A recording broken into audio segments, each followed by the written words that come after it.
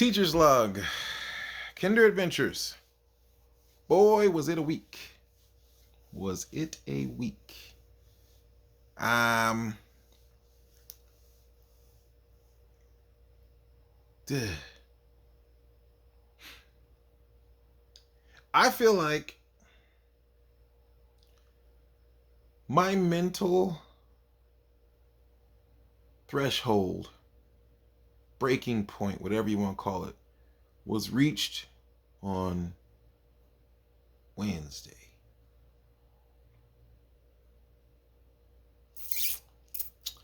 I'm sitting there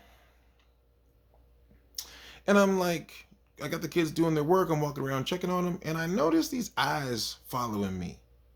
And I turn and look, kids just looking at me, and I'm like trying to ignore it, you know? You're like, uh, uh,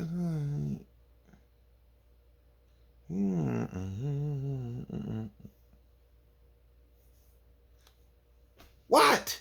Why are you staring at me? Oh, because that is like the favorite Kinder answer. Mm-hmm. And I'm like, stop staring at me. There's no reason to stare at me. If you have a question, raise your hand. But then, when I go over there and I'm helping, this is just one of the kids or whatever, I'm helping them. I'm like, okay, wait a minute. What number is that? 5? No, it's not 5. 3? It's not 3. This was the number. It was 0. It was 0. The number was 0. What number is this? 7?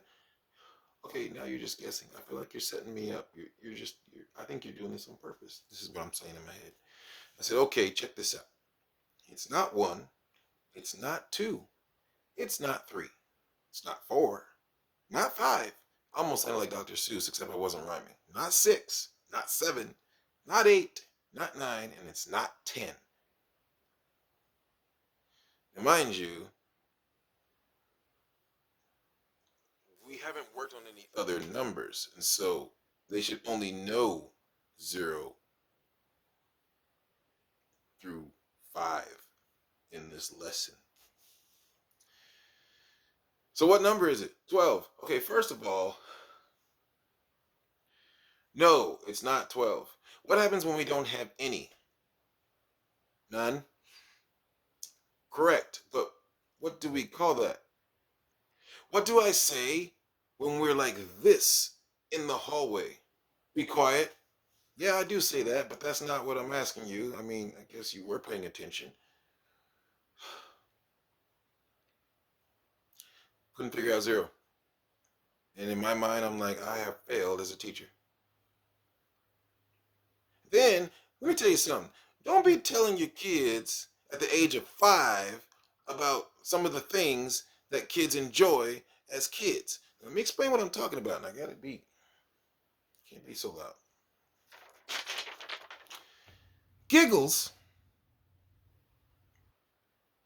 I can't even call her Giggles anymore because I should call her, basically, I should call her Ruin Saint Ruins Everything. Because this little girl,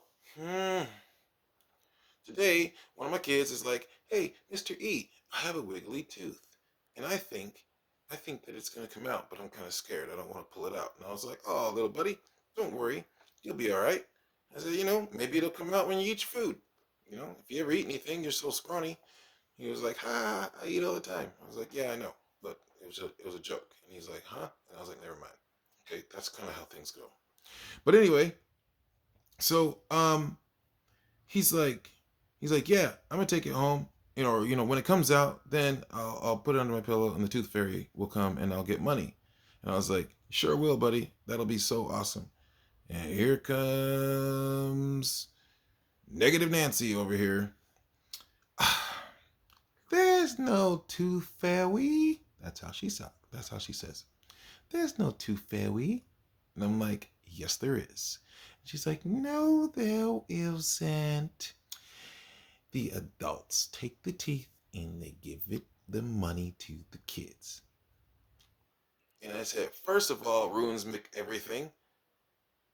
And she just kind of looks at me. I said, how about you keep your negative comments to yourself? What's negative comments? What you just said. Which part? I said, first of all, don't test me. Just leave me alone. Stop. She still giggles.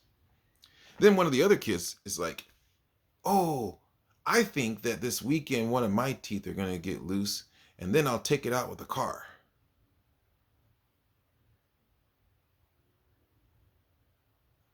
I'm looking around as if, like, did anybody else hear this? With a car? Yeah.